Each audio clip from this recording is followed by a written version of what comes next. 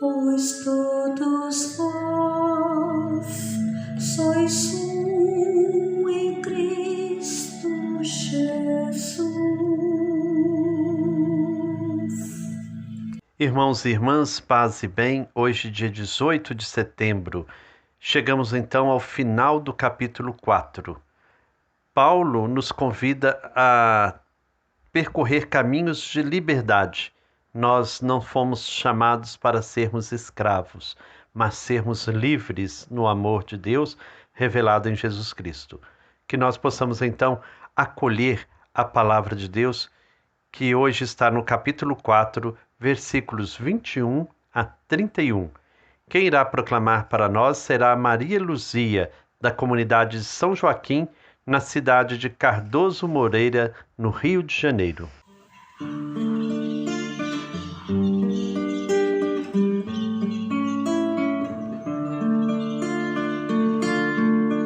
A palavra de Deus é luz que nos guia na escuridão, é semente de paz, de justiça e perdão. A palavra de Deus é luz que nos guia na escuridão, é semente de paz, de justiça e perdão.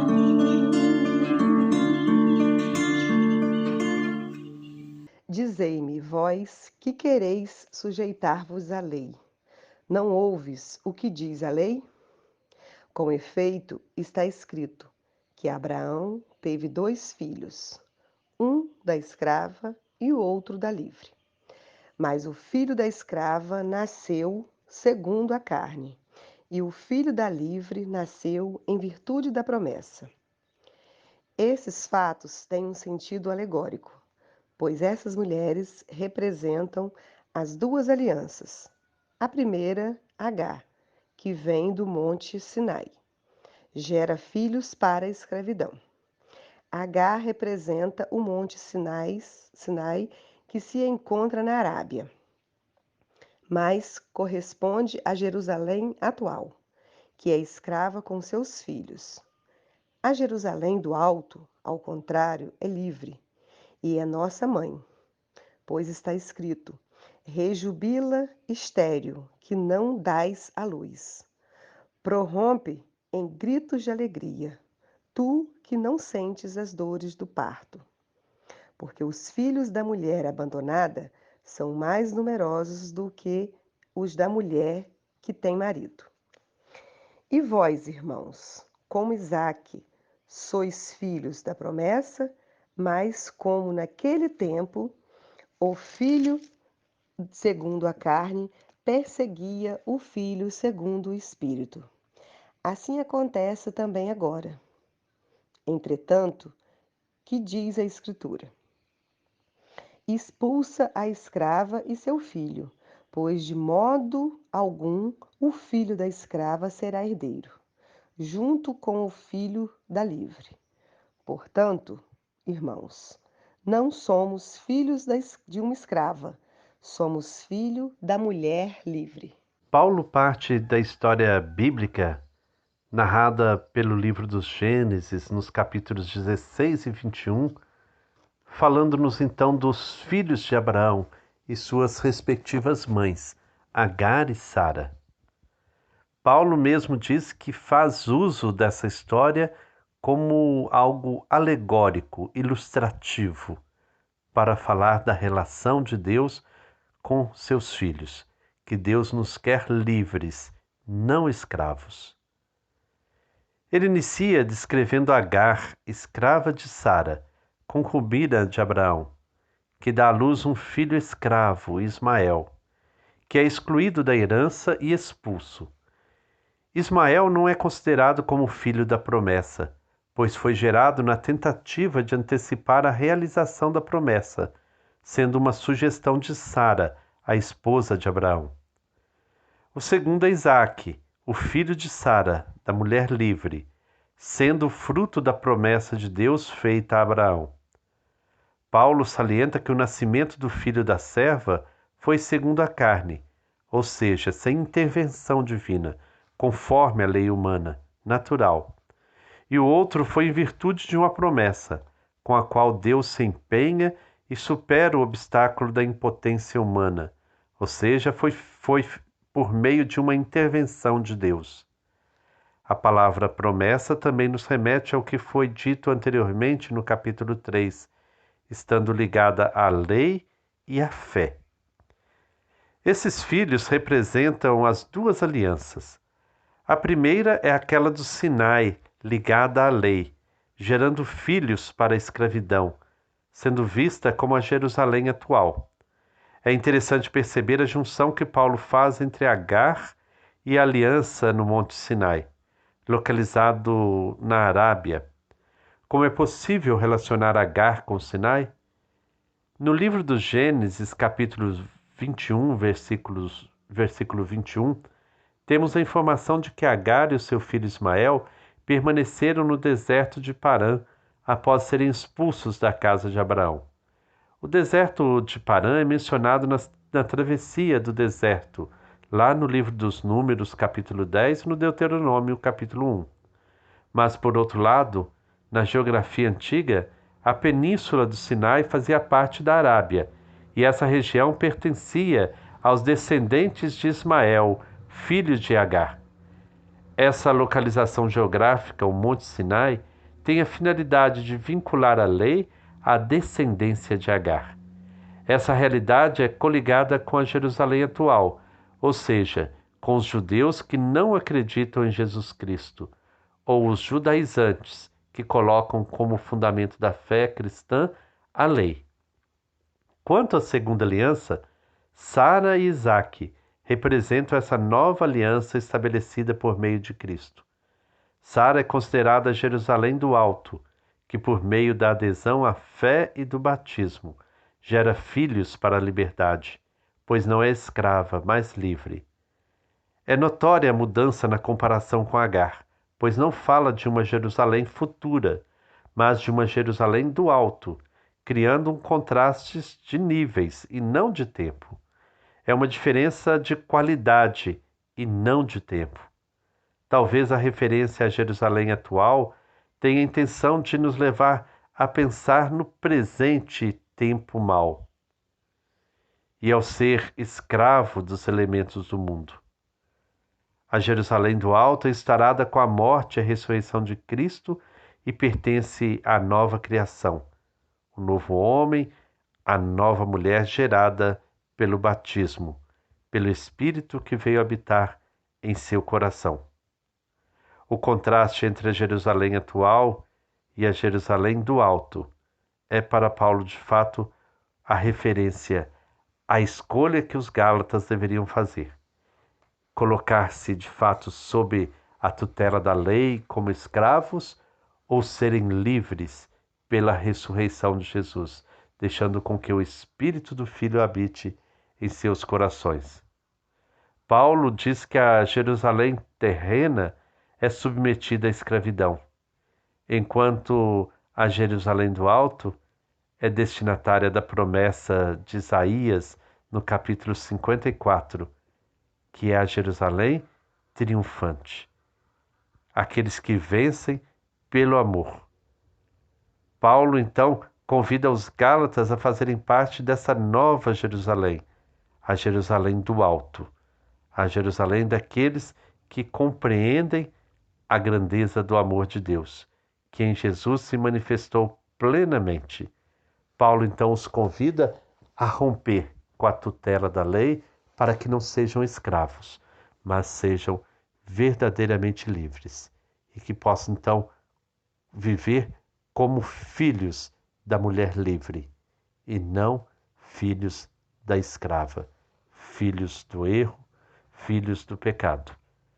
Então, essa é a imagem que Paulo usa para descrever essa transição que é necessária para seguir a Jesus Cristo. Não está em jogo aqui a questão das mulheres livres, das mulheres escravas, que nós sabemos que é uma questão bastante complexa quando nós vamos pensar a questão da escravidão e a questão da submissão das escravas. Mas o que Paulo está fazendo, ele não está fazendo nenhuma análise sociológica, nenhuma análise do problema do contexto histórico da escravidão. Mas ele quer mostrar que a escravidão nos afasta da herança. A escravidão nos faz, de fato, sermos excluídos desta nova Jerusalém. Nós somos filhos. Deus nos quer como filhos, não como escravos, porque Ele nos fez para a liberdade, para o amor, para o serviço. Que nós possamos cada vez mais nos sentir livres para servir, livres para amar. Vamos agora então ouvir mais um testemunho de vivência da Palavra de Deus em comunidade. Ao celebrar os 50 anos do mês da Bíblia com o lema "Pois todos vós sois um só em Cristo Jesus", compartilho aqui da minha experiência com a Palavra de Deus na vida em comunidade. Sou Nívia Ladeia, da cidade de Janaúba, Minas Gerais, paróquia Nossa Senhora Aparecida, atualmente sob os cuidados e a dedicação do pároco Padre Charles José Ferreira. No meu anseio de sempre servir a Deus e ao próximo, assumi a coordenação da Pastoral da Saúde em 1999, fundada nessa mesma paróquia pelo Padre Henrique de Oliveira Filho. Sendo uma equipe comprometida, entendi que poderíamos nos tornar bons samaritanos, levando conforto a muitos irmãos doentes, sofredores e idosos, com vistas ao restabelecimento emocional, espiritual e físico em nossa missão pautada no Evangelho de nosso Senhor Jesus Cristo, que nos impele a sair de nós mesmos para uma resposta de amor consciente e gratuito. Dentre as várias atividades desenvolvidas, destaca-se as visitas aos hospitais e em domicílio. No asilo, promovemos encontros nos quais procuramos oferecer um pouco mais de alegria aos corações de nossos irmãozinhos que ali se encontram. Tendo Nossa Senhora de Lourdes como a padroeira da Pastoral da Saúde, São Camilo de Leles, o santo protetor dos doentes, são celebradas missas da saúde dedicadas aos idosos e enfermos, especialmente no dia 11 de fevereiro, Dia Mundial do Enfermo, instituído pelo Papa João Paulo II, como forma de expressarem a Deus suas necessidades e de se sentirem mais fortalecidos ao receberem a unção dos enfermos e a Santa Eucaristia.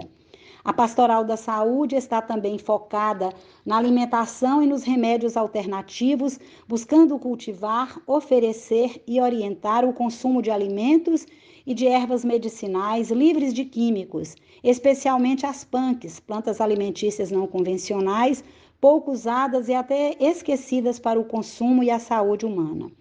Finalmente, para corresponder ao chamado de Jesus, que diz: "Estive doente e me visitaste", a equipe da Pastoral da Saúde procura fazer novas experiências com a palavra de Deus na vida da comunidade, saindo de si mesma e indo ao encontro dos que sofrem.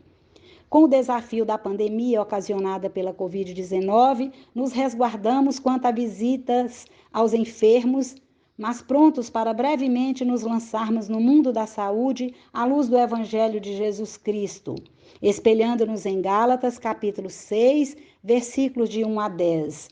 Assim como Jesus entregou sua vida por amor, também os seus seguidores e seguidoras devem colocar-se a serviço uns dos outros. Gálatas 6, versículo de 1 a 10. Amém. Obrigado, Nívia, pela sua partilha. Que Deus, então, continue iluminando essa sua busca e o serviço na igreja. Um grande abraço para você e para todos aí de Janaúba. Vamos agora, então, ouvir Sebastião Farinhada e Eliane. Bom dia, Eliane. Bom dia, Frei Gilberto. Bom dia, comunidade de fé. Você que reza com a gente no campo e na cidade. Paz e bem. Olha, a leitura de hoje, ela chama a gente a um compromisso muito sério, né, Eliane? Continuar estudando a palavra de Deus, a história, mas ler a leitura do presente. E foi através das SEBs, grupos de reflexões, curso de formação, que nós nos libertamos também, né? Quantos de nós entendiam esse processo da escravidão, né, de maneira diferente? E como é que os povos conquistam os seus direitos? Como é que o negro conquistou a sua liberdade? Como é que as mulheres conseguiram o seu lugar? Foram com muitas lutas. E a palavra de Deus nos inspira. A SEBS foi muito importante para essa conquista nossa. Caminhos para a liberdade, rumo a um futuro melhor. Construir uma nova sociedade tem que ser com nosso suor. De repente nossa vista clareou, clareou, clareou. Nós descobrimos que o pobre tem valor, tem valor, tem valor. De repente nossa vista clareou, clareou, clareou. Nós descobrimos que o pobre tem valor, tem valor, tem valor.